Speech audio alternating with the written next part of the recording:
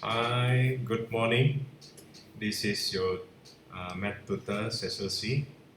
Today in this video, we are going to do one simple uh, trigonometry question. A very simple one. This is the question. 8 cosine 2x is equals to negative 5. That's the question. And the question also give the range of values of x from negative pi to pi over 2. So just that question, yeah. And you notice here that the range of values of x is in radian mode, which is pi over 2 and negative pi over 2 on the left, which means you must remember how to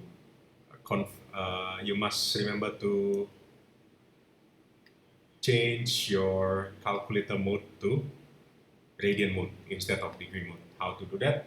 Simple, just press shift then mode, then choose the radian mode. Okay, then what do we do now? The first step is to make cosine to x as a subject.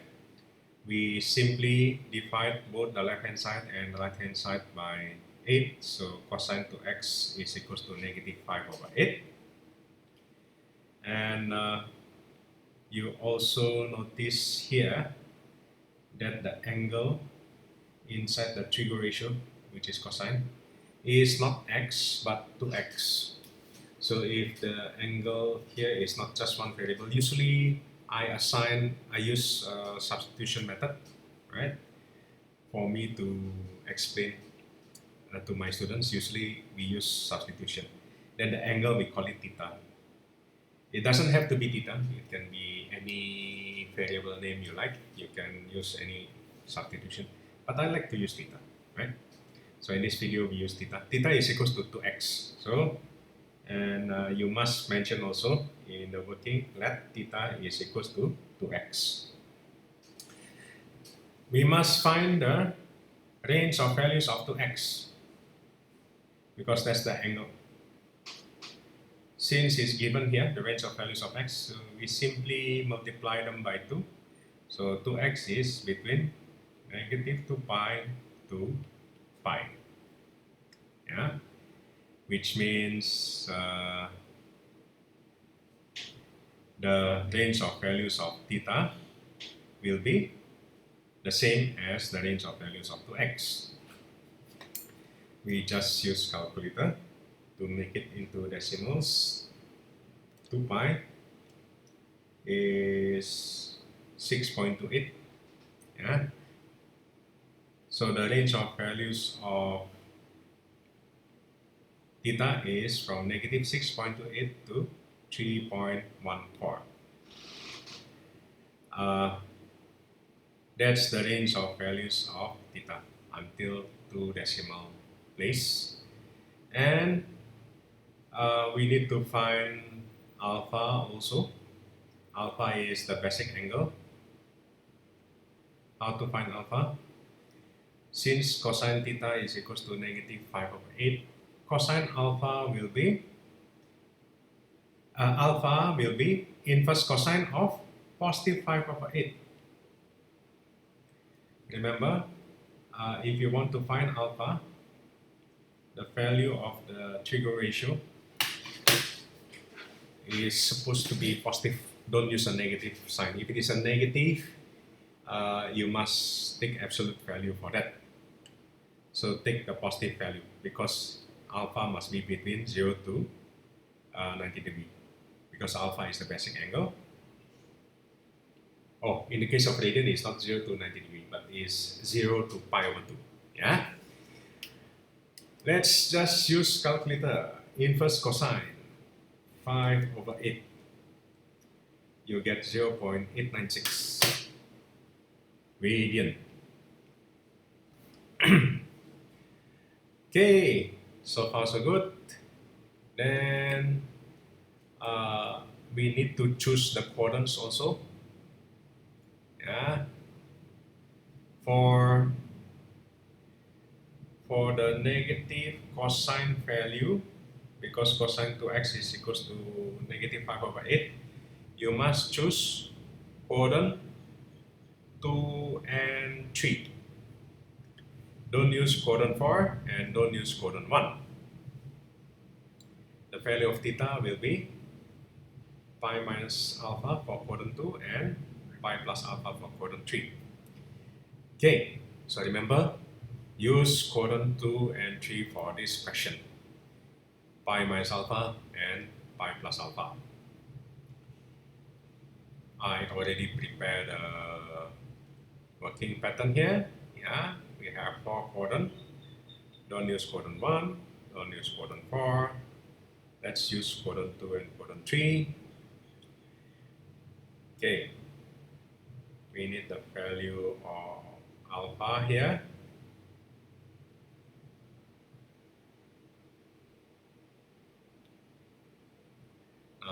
Let's do this. Let's calculate the angles in quadrant 2. Theta is equals to pi minus alpha, so we applied here pi minus 0.896, and theta will be equals to, and theta is equals to 2x, yeah, which is equals to pi minus 0.896, and you get 2.25 radian. After we get the angle, what must we do? We must check the range of values of the theta and later the x also.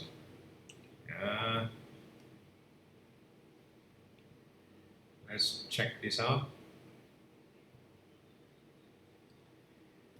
Theta is supposed to be between negative 6.28 and 3.14.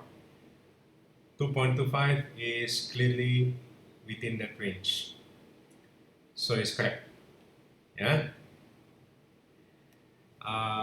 What must we do next? We must plus or minus away by 2 pi. But if we plus, I think it's too far, because 2 pi is 6.28. So it's going to be more than 3.14. So don't add, we minus away. Yeah, 2.25 minus 2 times pi. You're getting negative 4.03 radian. Yeah. Okay. That is correct. Yeah. So we have two answers. Shall we minus away again by 2 pi? No, it will be too small. Yeah. Okay. Then what to do? We still need to find x, because these numbers are 2x. We simply divide them by 2. Negative 4.03. If you divide by 2, you're going to get 2.02. Yeah. How about 2.25? If you divide by 2, you get 1.125 radian. Yeah. So you have these two values here for x. Then what to do?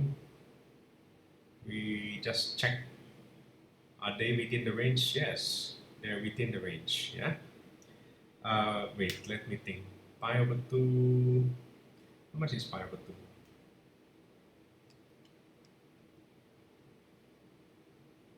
Is 1.57. Oh, sorry. This thing is not within the range here. Yeah. So you have one answer only. Yeah. Yeah. Yeah. Only 2.25. right? Then x is 1.125. Okay, yeah, because it's pi over 2. This 4.03 is higher than 3.14. Yeah, so it's not in the range. Okay, how about quadrant 3? We need to do that also. And the value of theta is pi plus alpha. So plus pi plus 0.896. Yeah, theta will be equals to 2x, which is equals to, okay, we press them up, pi plus 0.896, 4.03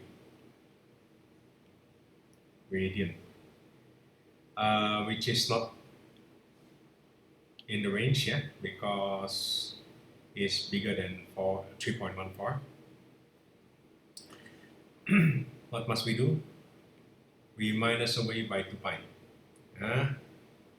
Minus 2 times pi. You get negative 2.25. Yes. I think we cannot minus away again because if you minus, you get negative 8 something, yeah? Which is already bigger than